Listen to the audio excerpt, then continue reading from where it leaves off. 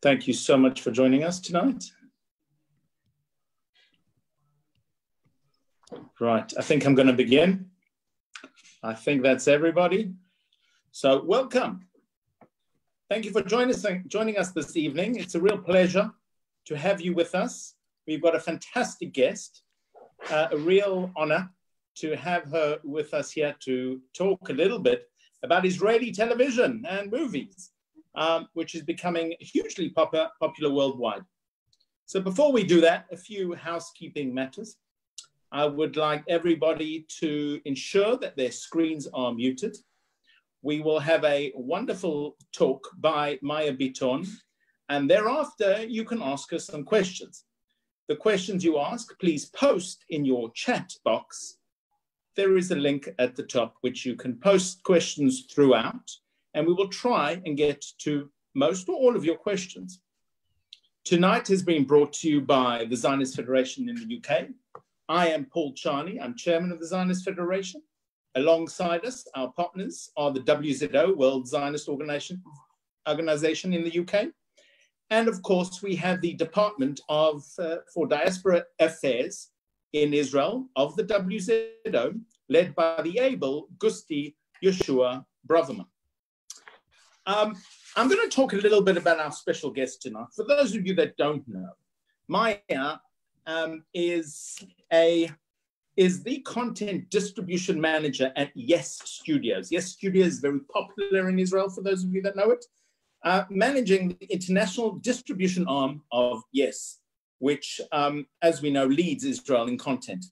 Maya joined Yes Studios in 2017, where she works to distribute and sell original Israeli TV content to worldwide distributors, streaming production companies, as finished tape, which are original Israeli series, or as formats, which are remakes of Israeli series. Amongst TV series, Yes Studios distributed across the globe include such series as Fauda, you've heard of that one before, Shtisel, another popular one, Your Honor, On the Spectrum, Asylum City, Good Cop, and many others. In addition, Yes Studios work with production companies both in Israel and internationally, developing many new series for global platforms. Before joining Yes Studios, Maya was the production manager of the Israeli Film Festival, another popular destination for you to go and visit when you go to Israel. And this is the Israeli Film Festival in Los Angeles, helping to bring more than 40 brand new Israeli films and TV series each year to worldwide markets. During a time with the festival, Maya set up the first Israeli booth in the American film market, a real pioneer, a chalutza, as we would say. Maya has a BA in film and video from London College of Communications, University of Arts, and an MA Masters in screenwriting from the London Film School. Maya also continues to work as an independent writer and director. So watch the space. Maya's going to break through with something fantastic of her own. Let's not keep you waiting. Let's bring on the special guest tonight. Maya, it's a pleasure to have you. The platform's yours. Thank you very much, everybody. I'm very excited to be here and to have this opportunity to talk about what I really love, which is Israeli TV.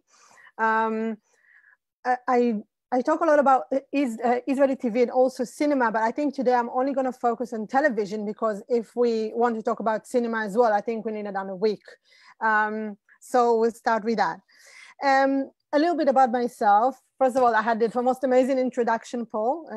I think Yes Studio should have you with us all the time. So I'm a content distribution manager at Yes Studios. And what I do is, as Paul mentioned, I sell Israeli content to worldwide streaming services, broadcasters, production companies, basically as formats, so they can have their own version, like their local, let's say, German version or American version and so on, or as finished tape, which means the original series as is, which obviously is what we love the most, because then it's like the actual, you can hear the Hebrew or the original language in which the series was made in. I'm going to share with you a screen as well with a bit of details about what we do. So bear with me just a second. Okay, so a bit about Yes Studios. Yes Studios is a small studio, is the distribution arm of Yes TV. Yes TV is one of the leading broadcasters in Israel. We are Israel's premier multi-channel platform, and we are committed to extensively to investing in original content. And we invest more than 8% of our income to original content. We have several exclusive Yes channels that are dedicated to Israeli content, be it Israeli series or Israeli cinema. And us at Yes Studios, we are selecting some of this series to distribute, sell worldwide. And we also do development, which I'll go into later, which is aimed at an international platform. In a nutshell, what we actually do. The first thing we do is content sell. We can sell series from other broadcasters in Israel that don't know how to or can't at the moment distribute their series. It could be from the Ta'agid, from Kan, it could be from Reshet, from Keshet, even though Keshet have their own, but we collaborate with Keshet quite a bit.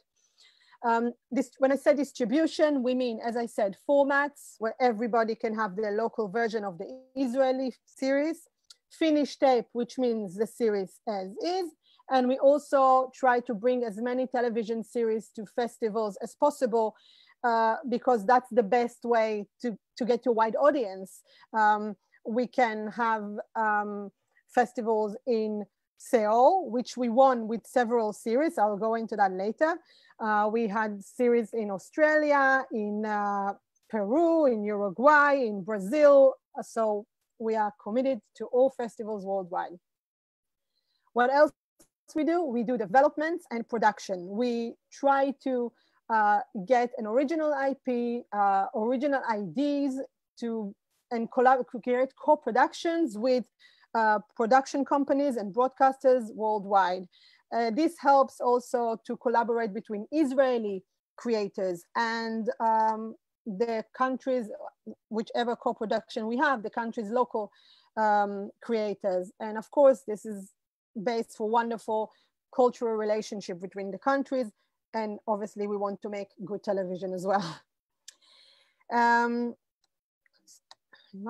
So what's Israeli television doing worldwide? I think it all started a few years back with In Treatment. I'm sure most of you heard of In Treatment. It was a small series, but very unique in Israel. And it was purchased by several territories worldwide. It wasn't a Yes Studios series, but it was bought worldwide and got a lot of versions. There was an American version, I think there was a British version, and it was very successful. So, you know, once that bridge was crossed, it's now was possible for all production companies and broadcasters to see that maybe there's something going on in Israel. And maybe, I know they speak Hebrew, it's a funny language, but you know, they have good ideas, so we should look into that. And then of course came Prisoners of War, which most of people around the world know as Homeland, which won many, many awards. I don't know if Prisoners of War was Keshet, and that was an incredibly successful series. I don't know if you got to see the Israeli version. I believe it was bought by Walter Presents in the UK. And it was screened, I think, if I remember correctly, on Channel 4. And that was the first time that we had first a remake, and then we had the Israeli version broadcast in several territories worldwide. I think the audience wasn't, the global audience wasn't completely ready to receive and to watch a television series speaking in another language, especially Hebrew and Arabic. Sounds very weird for them.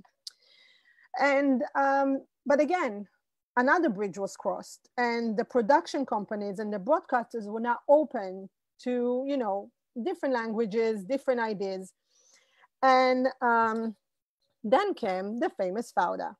Fauda was obviously, it's a Yes television series. It was rejected by many broadcasters in Israel. No one wanted to make it. But Yes drama department said that they're interested and they want to see it developed. So we produced it, and again, it was a huge hit in Israel, but it took us about 2 years until I think the world was ready.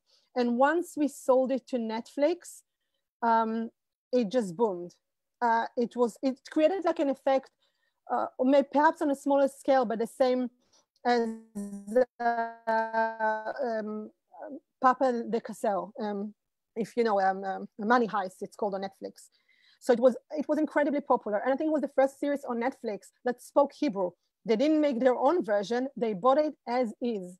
And again, from then on, we started receiving such an amazing feedback. It was feedback, and we receive it, by the way, to this day. We are now season 3.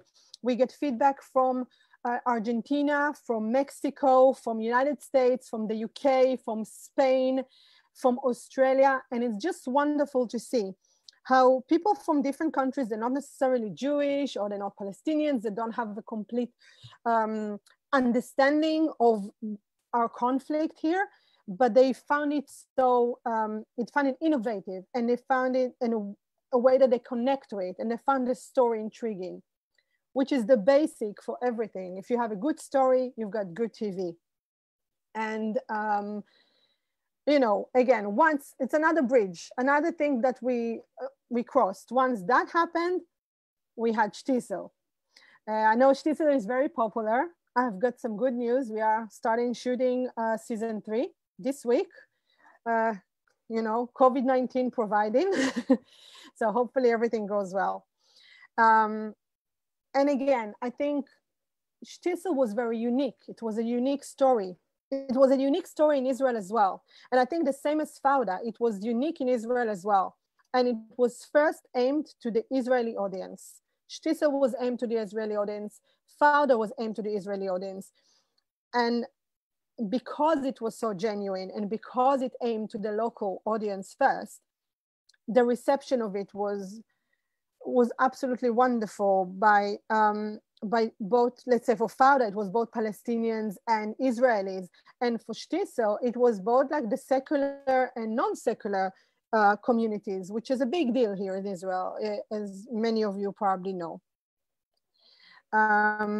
So once we've got those shows and Netflix bought it, other broadcasters around the world started paying attention. What's going on there in Israel? And I'm going to show you what we've got here around the world. This is only some of our shows. And I have to say, because I'm from Yes Studios, I'm referring and talking mostly about Yes series, because this is what I have more access to and I'm more familiar with. But I will mention here and there shows that I know for sure that are broadcasted from other, you know, other channels. So obviously we have Fauda, which is now, it's a global thing on Netflix, but at the same time, we have few remakes in the making. So we have other countries looking forward to make their own version of Fauda. One of them is the UK. India is already working, it's in pre-production. We also have some interest from France and from Russia. So it's getting out there. We have a series, a beautiful series that took part in Series Mania, which is a famous and very lucrative TV festival called Asylum City. The series that deals with the immigrants lives inside of Tel Aviv. It's a drama thriller or thriller drama based on a bestseller by the same name. And again, this series speaks Hebrew mostly, and now it's being broadcast in Australia, in France, in Croatia, Serbia, Albania, Montenegro, and Brazil. And Brazil is a brand new, actually, just they started their broadcast, I think, about a month ago.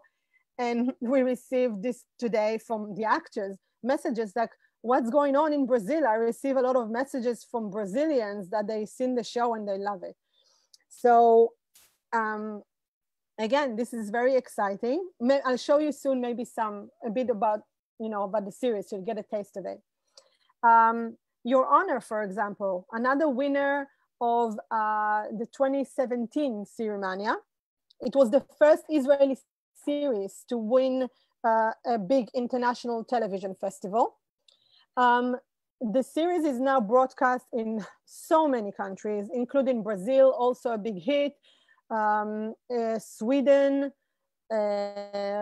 France, and we've got few remakes. We got a remake in France, a remake in Germany. When I say a remake, by the way, I mean creating a local version of the series. So they bought the format. We have Italian, we have Russian, we have Indian, which is wonderful. I think I've said Russian as well. It's been broadcast in also Brazil, Croatia, all the Balkan area. And what we're very excited about is that it's getting an American remake with starring Bryan Cranston, whom you may know from Breaking Bad. So that's really wonderful. They were supposed to finish filming actually about 2-3 months ago, but then Corona kicked in. So they're now back in production. Again, wonderful series. I think maybe, let's see if I can maybe show you a clip of it. Shall we try? Let's try. Hang on, I'll do a share screen.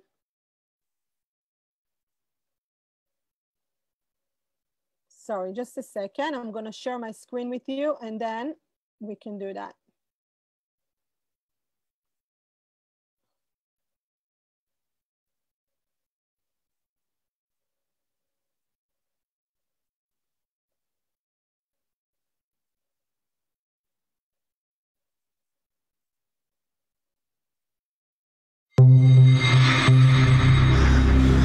אתה פגעת באופנוע? ואתה המשכת לנסוע? וככה פשוט השארת אותו שוכב על הכביש? זאת לא עבירת תנועה. זה חיים של בן אדם! אתה יודע מי הקורבן? מי זה? מי זה? אתה יודע כמה אנשים שלהם נכנסתי לכלא? הם יסגרו איתך את החשבון שיש להם איתי.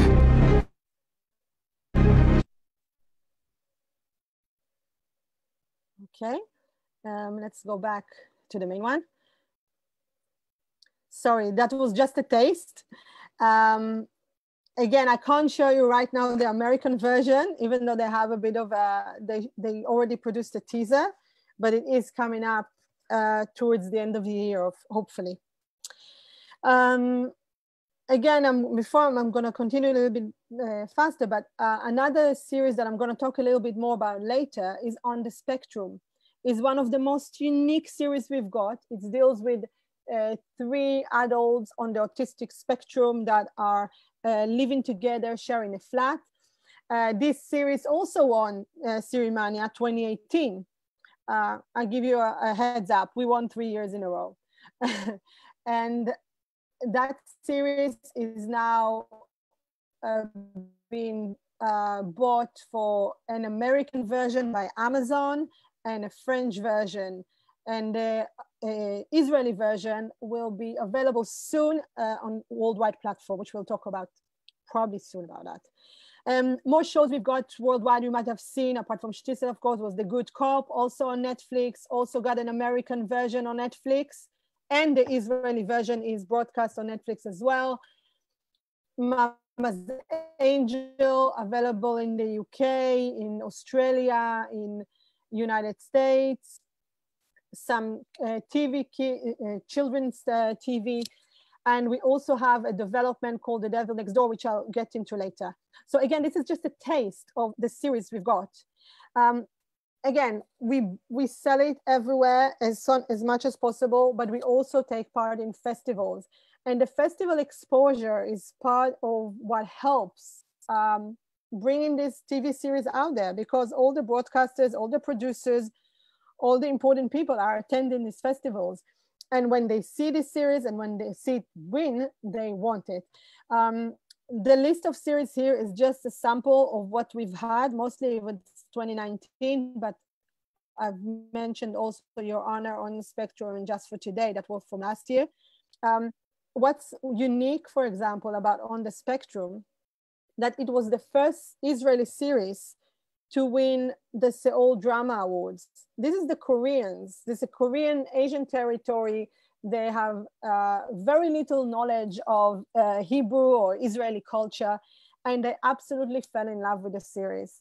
And just to give you an example of how beautiful the content is, we won this award against, I think we were nominated against Fleabag, which is one of the biggest shows on earth.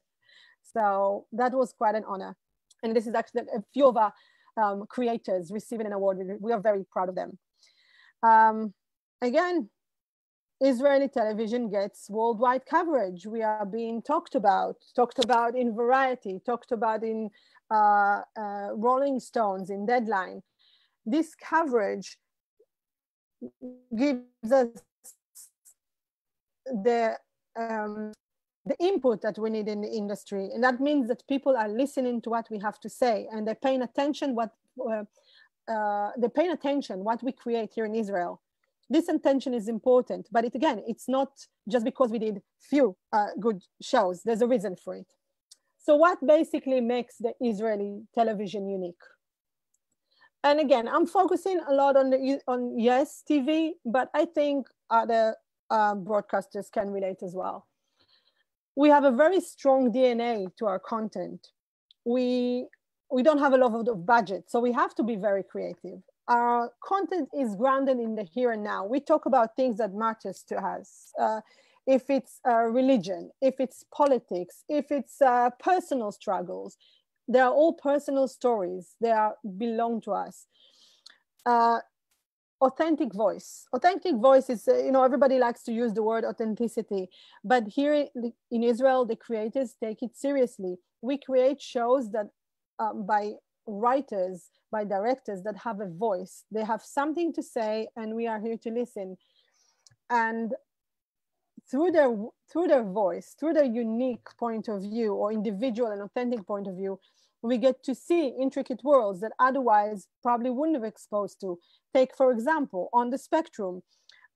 When the series was made, there weren't a lot of series about people on the spectrum. There definitely weren't adults on the spectrum and how they live. And there weren't series from their point of view. There's always series about their families, about their neighbors, how society accepts them. But they were never treated as like any other person with the same problems. They want to find a job. They want to find love. They want to integrate in the world like everybody else. It's an example for a unique voice. Because we don't have a lot of high budgets like any other country, we have a lot of realistic, we call it realistic production aesthetics. So we try to use what we've got. We try to use relocations. We try to use authentic costumes. Basically, make the best with the very little we've got.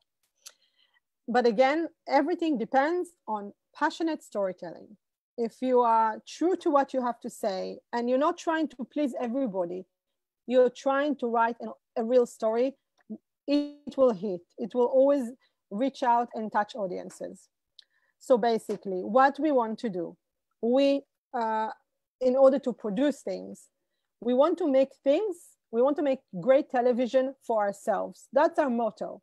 If you always try to make great television for yourself and for your friends, eventually you reach a really good audience that feels the same. So in order for us to get these results, we source out good creators, good writers, and we are open to both experienced and first-time creators. We're not prejudiced against either, because everybody can have a good story to tell. If they have a good story, we'll be there to listen.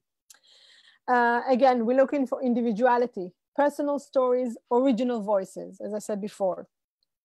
Realism, as I said, we can't have, you know, an extensive epic dramas set in, I don't know, in the medieval age, you know, times, because we don't have the budget to do it properly. So we do real stories that happen now. And again, strong ideas. If you've got a strong ideas, you don't need to worry about too many special effects. We have them, but we don't invest solely in them. So how we actually produce, how we make this series. So as I said, everything is about the story. We have strong scripts. Strong scripts are the key for everything. If the story doesn't work, we're not gonna have a good production. We have very tight schedule. We don't have, you know, 3 or 4 months shooting schedule like they have in America. We have tight schedule, tight budget. And again, this tight budget you know, provide us with creativity. We have to find creative solutions for everything. So just for example, I'm gonna show you how we do the remix, how production works in Israel compared to other places. So we have this series called Charlie Golf 1. Some of you may know it as Ta'agad in Hebrew. It's a very successful series. We just started airing season 2, and it's beautiful. It's funny and it's emotive and it's wonderful.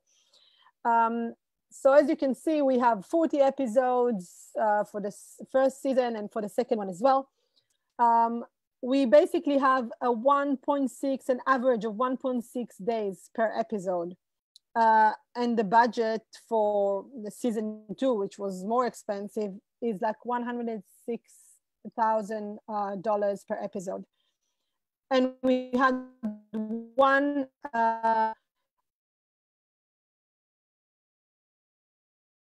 so the American companies bought Charlie Golf 1 and remade it as 68 Whiskey. We are absolutely honored and thrilled because it was bought by Paramount and it was produced by Ron Howard, Oscar-winning director and producer. So absolutely, it's wonderful for us. And just to compare, they had 10 episodes of 45 minutes each. They had 8 days per episode, and they have $5 million per episode. And of course, every other day they had a helicopter in the screen. So it's wonderful. Let me see, I want to show you some videos, but I'm not sure if I have time, so we'll see. Hang on. Let's see if I can show you this video.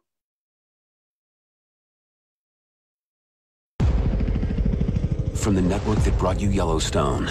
This is a medical unit in the United States Army. And executive producers Brian Grazer and Ron Howard. Our mission, keeping soldiers alive. Go, Tom, let's go! I got him! It's gonna be okay! Transporting rugs and body bags? This was just brought in here by mistake, but no worries. I'm just gonna take him to the morgue. You think you can do whatever you want to while you're over here. The entitlement doctors and medics possess drives me crazy. Been a rumor going around about you and Durkin. Sasquatch finds out you're gonna need a coffin. Basis of all business transactions is trust. I didn't come all the way here from the south side of Chicago to get ripped off by some drug dealers. This place is like the Wild West.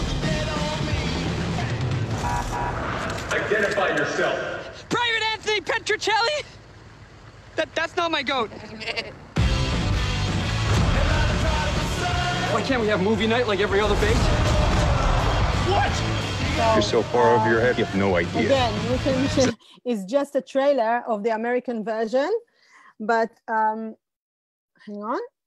But they did a wonderful job. We were really proud of it. Hopefully there'll be another season, but it's very different from the Israeli one because higher budgets, you get more action. So it's more action-based and we are more drama-based. Hang on, sorry, just a sec. I'm trying to get back to the original one. Okay, so I talked earlier about your honor and how proud we are in this series. Again, a very successful series. And I mentioned that we have already remakes, adaptation in the United States, in India, in France, in Germany, in Italy, and in Russia. I've shown you a little bit of the Israeli trailer. I'm going to show you how they start the Indian version, which is very, very similar. By the way, it's a huge hit in India. And India is a huge market to sell to. So every Israeli series that gets to India, it's wonderful for us because they have over 1 billion viewers. So 1% of their viewers is not even the entire of Israel.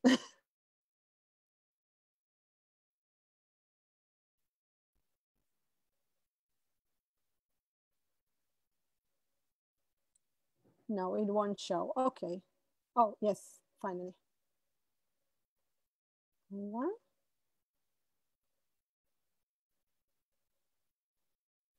Okay, I don't think it will show, so I'll just skip it.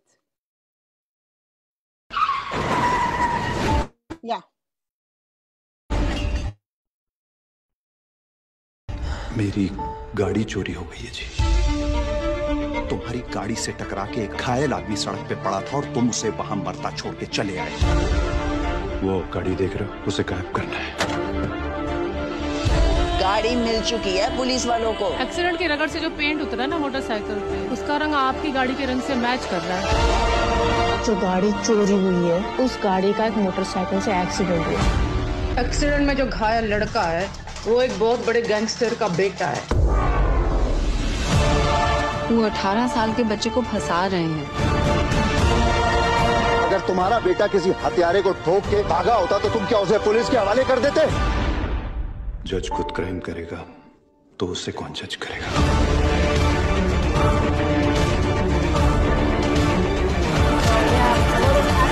Drama in the Indian version, but very exciting. And they just started airing, and they're already talking about season 2.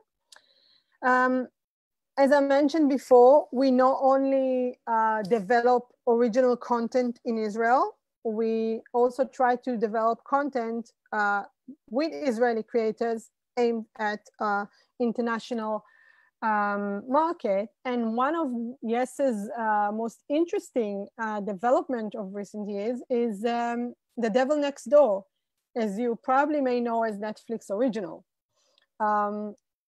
But it's not Netflix original only. It was developed by Israel with Israeli creators, producers, Daniel Sivan, who also did the Oslo Diaries, and that was bought by HBO. And again, an Israeli production got to Netflix. And this is what you see here is just some of the coverage that the series got. Not to mention that it started a wonderful debate worldwide about the Holocaust, about the trial of even the terrible, as we call him in Israel. So a wonderful series. So basically, just to summarize some of the things, because I want to leave some room for you guys as well to ask some questions. I think what we focus mostly in Israel is, as I mentioned before, making great television for ourselves. And I think it's worldwide common that if you do things, that you know well, and you have a real voice, and you're not trying to please everybody else, then everybody else will come and they'll pay attention. And I think that's the main reason that global networks and global broadcasters are paying attention to Israel. We have original stories to tell. We have a lot of troubles in Israel, so we have interesting stories, be it religious and seculars, if it's the Israelis and the Palestinians, if it's political matters, and of course there's the international matters that everybody deal with, if it's love, if it's personal problems, and so on. But there's a reason why people are paying attention, and it's, again, originality and that we have a lot of stories to tell. What you see here on the screen is just some of the Yes Studios shows that are now available worldwide. Needless to say, there are other television series that, caught the attention of everybody. If it's, let's say, Nechama, I don't know if you know Nechama by Hot, it won the Cannes Series Festival, which is wonderful, by wonderful creator, writer, Reshef Levi. We had, of course, When Heroes Fly, which also made it to Netflix. We had series that were bought in formats worldwide, like Connected, Mechubarim. And, as I mentioned, I represent Yes Studios, but the way we look at it, every success of an Israeli television is success for the next one coming. And now that we had last couple of weeks, we had wonderful news by Apple TV, who bought 2 Israeli television series. One of them is the wonderful Tehran. It's not a Yes Studio series. I recommend it immensely. It's wonderful. It's available on Cannes or Tagid, and it will be available on Apple TV. And it's from the creators of Fauda, and also from the creators of another series of us, which is Magpie, which won awards worldwide and awards in Israel. And what's beautiful about it is that it set a record for the amount paid for a series. And again, that's another bridge crossed. So that means the next project that is good enough to come along will be even better. So again, we are a small hub of creativity here in Israel, where we make sure that every story we've got to tell count. And even though we work with different broadcasters and different bodies and different creators, at the same time, we all work for the same goal. So I think that's in a nutshell about the Israeli series. I can talk about it more, but I want to hear what you have to ask and what you have to say.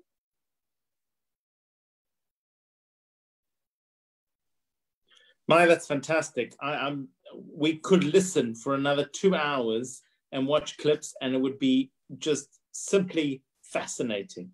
So we are in awe of where Israeli TV has come from and where Israeli TV is going. Would you try and enlighten us? As Alan Dershowitz once said, it's hard enough to predict the past, but we're going to ask you to predict the future. Could you tell us where Israeli TV and film will be in 10 years' time? Wow, in 10 years' time. Okay, we are planning like 5 years ago. Well, where I'm hoping to see more original Israeli content on screens, that it's not going to be, a big issue like, oh, Fauda, and now another one series, if it's like Shtisel, or if it's just only Tehran, that it's going to be a common place that you can watch a series in any language. So at the moment, even though we have quite a lot of, successful content, it's still not easy to sell Hebrew speaking content worldwide. It's a foreign language for most. It's a foreign language for one of the biggest market, which is United States and also India. So I'm hoping to see in 10 years' time that anybody can sell any series in any language. That would be wonderful. I'm also hoping to see here more original stories. And I know it's, every time you think, oh, all the stories have been told. There's always new voices. So I'm looking forward to see here new creators, young and more experienced as well, who have things to tell, and more women-driven stories. We don't have a lot of these, I have to say. They're very action, male-based series. So I'm looking forward to see more of that as well. The low-hanging fruit, as we say there. Are you finding, through the success of Israeli TV series, are you finding that there is foreign investment coming into Israel at the original stages, at the content stages? Yes, I think so. I think it's just starting. It's starting a little bit. And again, there's a lot of there's a lot of technical issues and also legal issues that involve foreign investment. But if you take Tehran, for example, the Tehran deal, Tehran was developed here in Israel, but I think during the development stage, they already started getting foreign money. They got a Greek production company investing in them, and then came along the Canadian Cineflix. So that means they got foreign money from, maybe not from the complete start, but from early on. We are trying to do that as well right now with a couple of our dramas. One of them is a period drama, so that's very expensive and it's never been done before here in Israel because of the cost. So we are trying to get some investments. Again, the broadcasters and production companies are more open to it. I think the current few months have been very tricky for everybody worldwide. So everything is a bit, pushed back a little bit. But I think once the world stabilizes a little bit, we're going to have more investments in Israeli television. We hope, at least. Fantastic. I'm going to turn our topic to Fauda. There is a rumor that a series 4 of Fauda might be coming based on the coronavirus, where Gabi and Doron make sure everyone's in lockdown. Well, I tell you what, if it's not in the story, and if they're stuck a little bit, maybe I'll throw it in there. So I'll let you know. I'm not sure. There is a 4th season coming up. When I say coming up, it's going to take a little while. We started writing it. I don't know if they're in quarantine, but you never know. I'll suggest it tomorrow at the production meeting.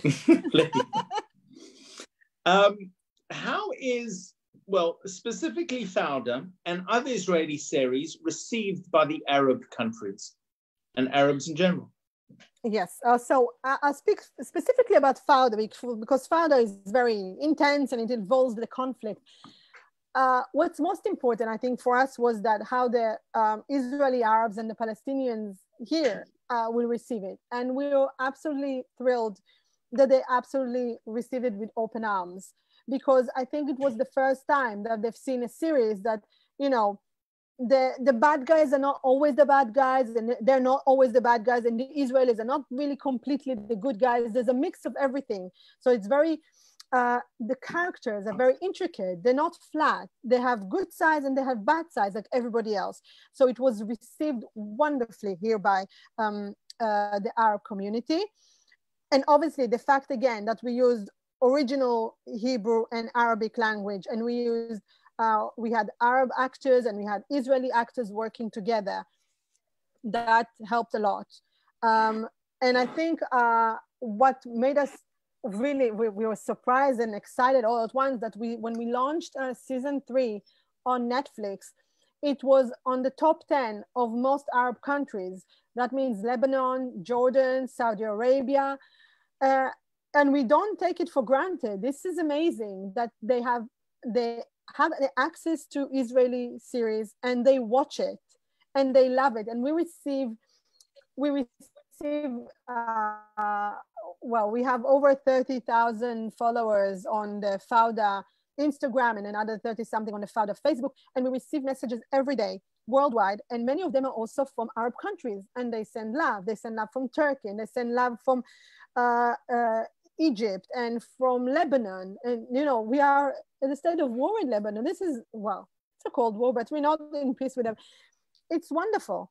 That means that, this kind of content, this series is not just television series, it crosses barriers, and it's wonderful. That is so important as well. It's a message that we get out there, that Israel can get out there, that there is no other medium of getting it out there. So it's a fantastic conduit. Yeah. We've got a couple of questions on the development approach of how the writers' teams fits into the development teams. Sure. And then also, how do you choose which of the series to promote worldwide and the distribution? Sure. So I'll start with the development first. Unlike the American process, where they have a writer's room, and it's a very strict, like you develop a series or a script with several people in the room, and there's a strict hierarchy of who's the head writer, who's the assistant, and so on. We don't have that in Israel. We have writers that they write by themselves. Obviously, they get development funds from Yes, which I'll get to that later, of how we choose. So they usually write by themselves or with another partner. We have a lot of co-writers, but it's never a writer's room. It's a more personal process, and they work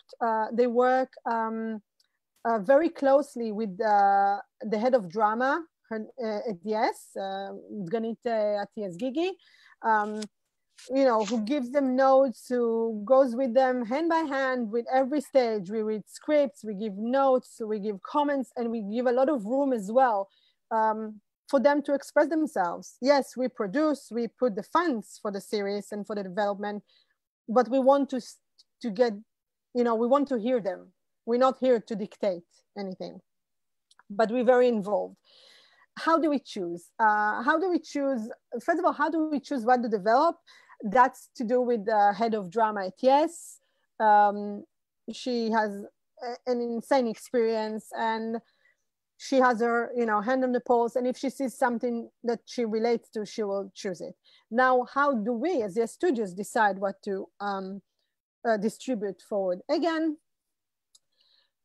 apart from the series that you've seen here, Yes produces a lot of more content. If it's for young adults, if it's for kids, if it's for, comedies, young comedies, not everything is suitable for the international market.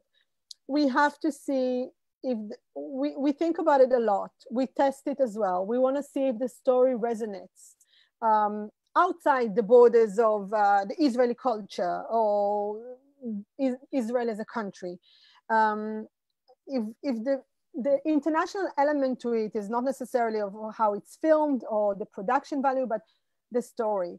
Sometimes it's also the production value. Actually, I have to be honest. There are series that are small series. These are small stories, and they're beautiful and they're wonderful for the Israeli audience, but they're so small and so particular that we don't think that someone in the United States or someone in the UK or someone in Italy can relate to. And we know already that it was going to be difficult to sell.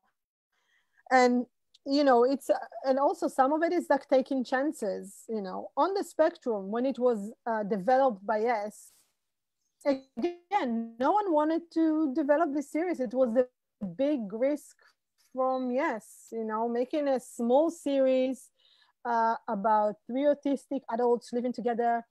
It's not exactly everything, everyone's cup of tea. Not everybody's clicking on to see it, but we loved it. We thought it was beautiful. We thought the creators were wonderful, and we went for it, and we developed it regardless of what everybody else was saying.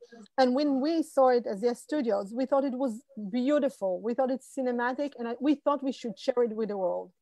And it was a smart choice, because now it's gonna be remade in the United States. The original version is gonna be out there. It was the most decorated Israeli series, actually the most decorated foreign series in the world for 2019. So yeah, and again, some of it is just a feel. We see it and we feel it. We know it's gonna do well outside of Israel. Fantastic, really interesting. Tell us, Maya, we know Israeli content likes to push the boundaries. Yes. Veer into areas where no other movie producers will enter. Could you tell us where those boundaries are? What have you turned down? What are the stories that you feel maybe might be too controversial? I think it's not a matter of being too controversial. We are not afraid of being too controversial. We've made Fauda. No one wanted to touch Fauda, okay? We made it. We knew it's a touchy subject. We're not sure how it's gonna come out, how people will react to it. We did it. I think Israelis are not scared of breaking boundaries, because again, we're very informal country, we're very informal people, and the Israeli chutzpah here, it kind of kicks in a little bit as well. So we're not scared of what everybody's thinking. And I think it's also from the way, and I'm thinking big here a little bit, I think it's also the way we are raised and brought up. We always have, you know, how other people around the world are criticizing Israel, or sometimes they go with Israel. So we are used to this, we love you, we hate you, everything. So, okay, we know with every project, we know that some people is gonna love it and some people is not gonna love it.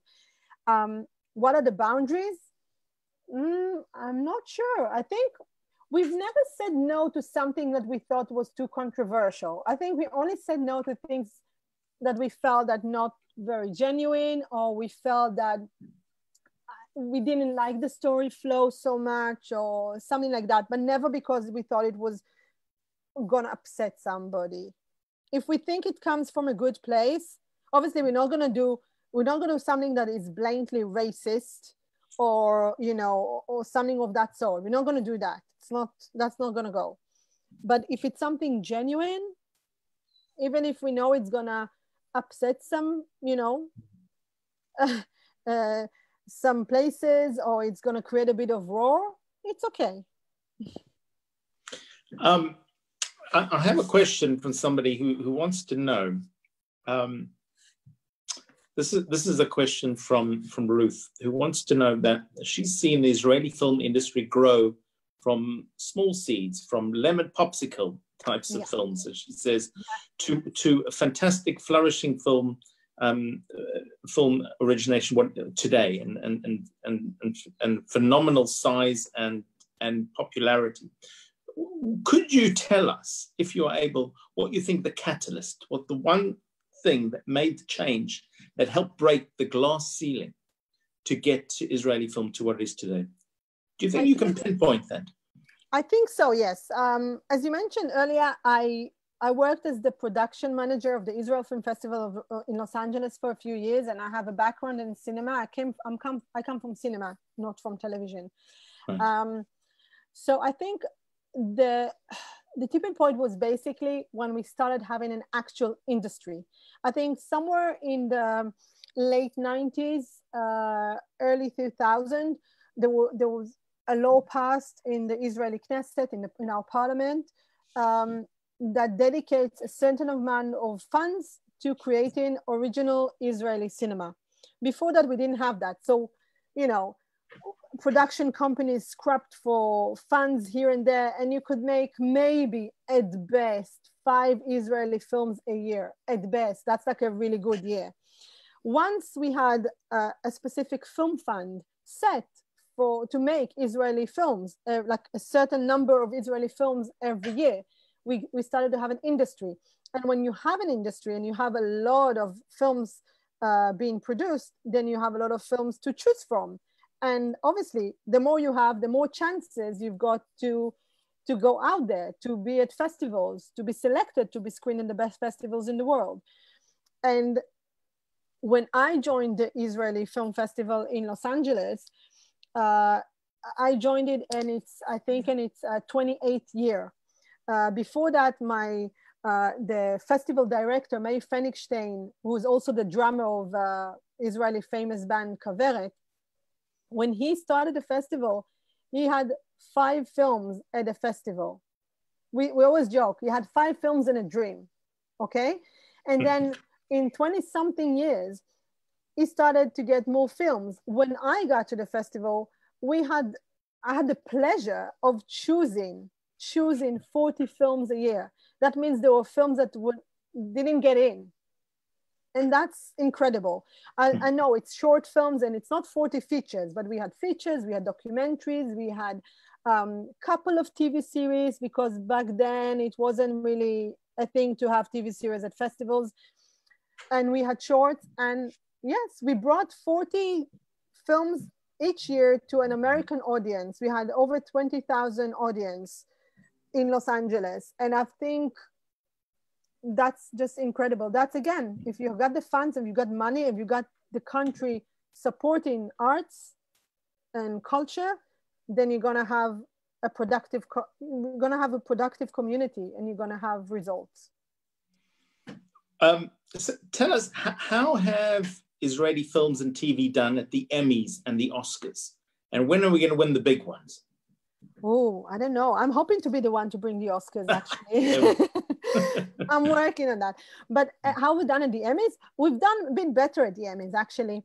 I think we've won 2 years, 2 years in a row. We've won the international Emmys, one with Nebsu, which is Reshet series. It's wonderful. It's very unique. Again, a unique story. It's about an Ethiopian, it's a comedy, or a sketch comedy or a sitcom about an Israeli from Ethiopian origin and how he is perceived in Israeli society. And it's incredibly funny and incredibly witty, and it was original. So it did very well in Israel, and it won the Emmys, the international Emmys. And I think a year after that was, I don't know, I think it's Kupa Rashit in Hebrew. I think it's called The Register in English. I'm not entirely sure about the English name. Again, a Ta'agid series, did very well at the Emmys. And again, even those who didn't win the Emmys, there were other that were nominated, Israeli series that were nominated. So we did pretty well. We get in there. I think we should win more. About the Oscars, we're trying. It's a tough competition, but we've been nominated several times in the last 5. So that's, from a small country that still produces, even though now we have an industry of sort, it's still not the same as that German industry or Italian and so on. But again, if you look, if you look at last year's foreign language winner, Parasites by Korea, again, you see language is no longer an issue. I know it's a foreign, it's a foreign language category, but still, it did amazing worldwide, and it won other Oscars that are not related to the foreign language film, which I'm hoping Israeli films will get there as well. So not just to win in the foreign film category, but to win as a director, as an actor, as a film in itself, no matter what the language is. Well, we're hoping to see an Israeli version of Bollywood. And can I be the first to coin the phrase from Jerusalem, Jollywood? Jollywood. Jollywood. Not sure it will catch on. You can trademark it, But you know what? Now that we're working with a lot of Indian companies, we're working with quite a lot, and Indian producers, Indian broadcasters, I think we should throw it out there. We'll see what they say. I think they'll be thrilled. I'm sure they will not. They will. You'll be amazed.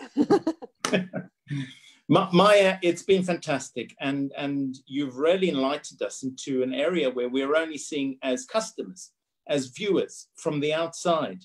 To hear about the mechanism of how things are created and built in Israel does us all proud. We all love Israel. We all want Israel to succeed, and you are part of that. What you are doing, you and your colleagues, you are bridging the cultural divide. You are bringing Israel to the audiences that have only heard some harsh things about Israel, and you are showing another side. I personally have been approached by many about cultural differences where it comes to shtisel or fauda, and people are intrigued and they're interested. And that's what you're doing. You're doing a fantastic, wonderful communications and PR job, which is important to all of us. We enjoy Israeli series. We probably watch because we are a little bit Zionist as well. We want to know what's happening as well. But once we, that's one program. To make us click onto the second program means it's pretty good. So well done. Whatever you're doing, keep doing it, keep growing. We know, I think you've underestimated where Israeli film and TV will be in 10 years. We're hoping for Jollywood. We certainly will see the Oscars being filled up, and we're hoping for another series and everything that you have to do. And we wish you all the best.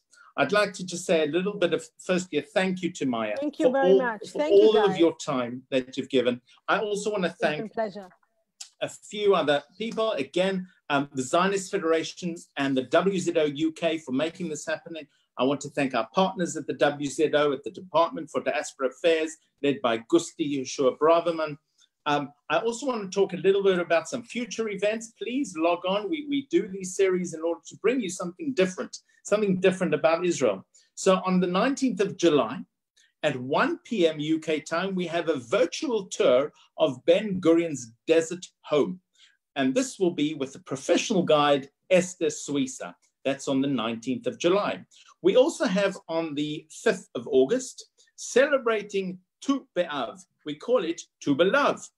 And we have, firstly, on 6 p.m. UK time, we have a special cooking session with Chef Asaf Shina, a famous chef, and he's entitled Dishes Who Made Aliyah, hosted by Matan Boni and Heli Sklar.